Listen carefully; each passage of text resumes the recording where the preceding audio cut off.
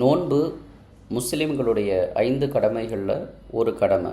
விடிய காலையில் சாப்பிட்டு சூரியன் மறையக்கூடிய அந்த நேரங்களில் அது வரைக்கும் அவங்க சாப்பிடாமல் தண்ணி குடிக்காமல் நோன்பினுடைய அது கடமைகளை நிறைவேற்றி சூரியன் மறையக்கூடிய அந்த நேரத்தில் அவங்க என்ன செய்வாங்கன்னா அந்த நோன்பு திறப்பாங்க. இது முஸ்லீம்களுடைய 5 கடமைகளில் மிக முக்கியமான கடமையாக பார்க்கப்படுது. உலகம் முழுக்க இருக்கக்கூடிய முஸ்லீம்கள் இந்த நோன்பு வைக்கிறாங்க.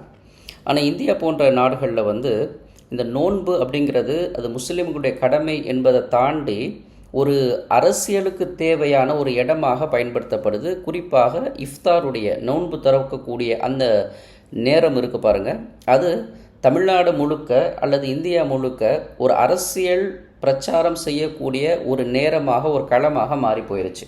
இப்போ நேற்று கூட பார்த்தீங்கன்னு சொன்னால் தமிழ்நாட்டினுடைய சிஎம்மாக இருந்த ஸ்டாலின் அவர்கள் ரமலான் மாதத்தினுடைய ஒரு வாழ்த்து சொல்லியிருக்கிறாங்க. டிஎம்கே ஒரு இஃப்தார் ப்ரோக்ராமை கண்டக்ட் பண்ணியிருக்கிறாங்க மார்ச் 15, 2026.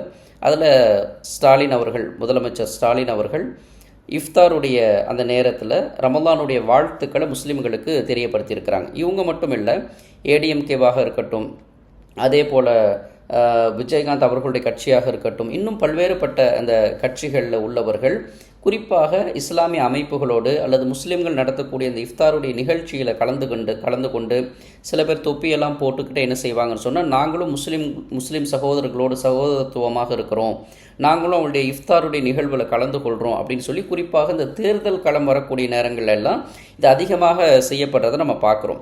அப்போ இஃப்தாருங்கிறது குறிப்பாக முஸ்லீம்கள் செய்யக்கூடிய ஒரு வழிபாட்டு முறையில் ஒரு அங்கம். நோன்புங்கிறது ஒரு வழிபாட்டு முறை. அந்த நோன்பு திறத்தல் அப்படிங்கிறது அந்த இஃப்தார் ஈவினிங் அந்த சூரியன் மறையக்கூடிய நேரத்தில் உள்ளது. இப்போ அந்த நேரத்தில் அரசியல் கட்சிகள் என்ன செய்கிறாங்கன்னு சொன்னால், அந்த நேரத்தை பயன்படுத்தி இஸ்லாமியர்களோடு நாங்கள் ஒன்றாக இருக்கிறோம், சகோதரத்துவமாக இருக்கிறோம் அப்படின்னு சொல்லி அந்த முஸ்லீம்களுடைய வணக்க வழிபாடுக்குரிய நேரத்தை ஒரு அரசியலுடைய களமாக மாற்றிருக்கிறாங்க.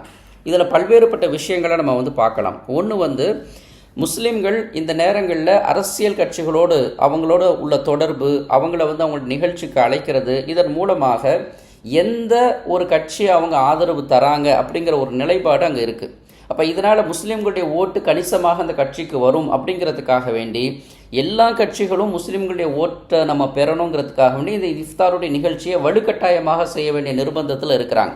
ஏன்னா அந்த இஃப்தாருடைய நிகழ்ச்சியில் கலந்து கொண்டால் முஸ்லீம்களுடைய எதிரிகள் போல அவர்கள் பார்க்கப்படுவாங்க, அந்த கட்சிகள் பார்க்கப்படுங்கிறதுக்காக வேண்டி இது போன்ற ஒரு சில காரியங்களை கட்சிகள் செய்கிறாங்க. டிஎம்கே மட்டும் இல்லை, ஏடிஎம்கேவும் கூட. இந்த சமீபமாக சென்ற வாரங்கள்லாம் பார்த்தீங்கன்னு சொன்னால் ஒரு மிகப்பெரிய ஒரு ஆச்சரியமான ஒரு விஷயம், இந்த இஃப்தாருடைய நிகழ்ச்சியில் கலந்து கொள்ளுங்கிறதுக்காக வேண்டி பிஜேபியை சார்ந்தவர்கள் இஃப்தாருங்கிறதே இந்த சூரியன் மறையக்கூடிய நேரம் வரைக்கும் பசியாக இருந்து அவங்க இஃப்தார் நோன்பு திறக்கக்கூடிய நிகழ்வு. இப்போ சூரியன் மறையக்கூடிய நேரத்தில் தான் அந்த இஃப்தாருடைய நிகழ்வு நடக்கும். ஆனால் பிஜேபி கட்சியை சார்ந்த வேலூர் இப்ராஹிம் என்று முஸ்லீம்களுடைய பெயர் தாங்கியாக இருக்கக்கூடிய வேலு இப்ராஹிமோடு ஒரு சில பேர் இஃப்தார் திறக்கிறாங்க. அதனுடைய நேரத்தை பார்த்தா ஓரளவுக்கு நடுப்பகலாக இருக்குது.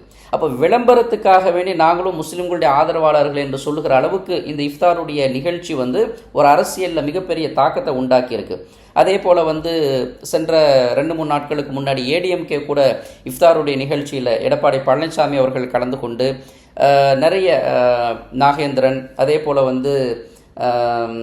ஐடிஎம்கேவை சார்ந்த வேறு சில டிடிவி தினகரன் போன்றவர்கள்லாம் அந்த நிகழ்ச்சிகளை கலந்து கொண்டு என்ன செய்கிறாங்க, தாங்கள் முஸ்லீம்களுக்கு ஆதரவாளர்கள் என்கின்ற ஒரு தோற்றத்தை மக்களுக்கு மத்தியில் கொண்டு தராங்க. முஸ்லீம்கள் வணக்க வழிபாடுக்காக வேண்டி செய்யக்கூடிய இந்த நோன்பு திறக்கக்கூடிய இந்த நிகழ்ச்சி இன்றைக்கி தமிழகம் முழுக்க தேர்தல் சூடு பிடித்திருக்கக்கூடிய இந்த சூழலில் ஒரு அரசியல் களமாகவே மாறி போயிருக்கு. முஸ்லீம்கள் கவனமாக இருக்கணும். ஒரு சில முஸ்லீம்கள் சில காசுக்காக, பதவிக்காக இது போன்ற இஃப்தாருடைய நிகழ்ச்சியின் வழியாக முஸ்லீம்களுடைய பிரதிநிதிகள் இந்த கட்சிகள் எல்லாம் அப்படின்னு சொல்லி மக்களுக்கு மத்தியில் என்ன செய்கிறாங்க, சில கட்சிகளை ப்ரமோட் பண்ணக்கூடியதாக இருக்குது.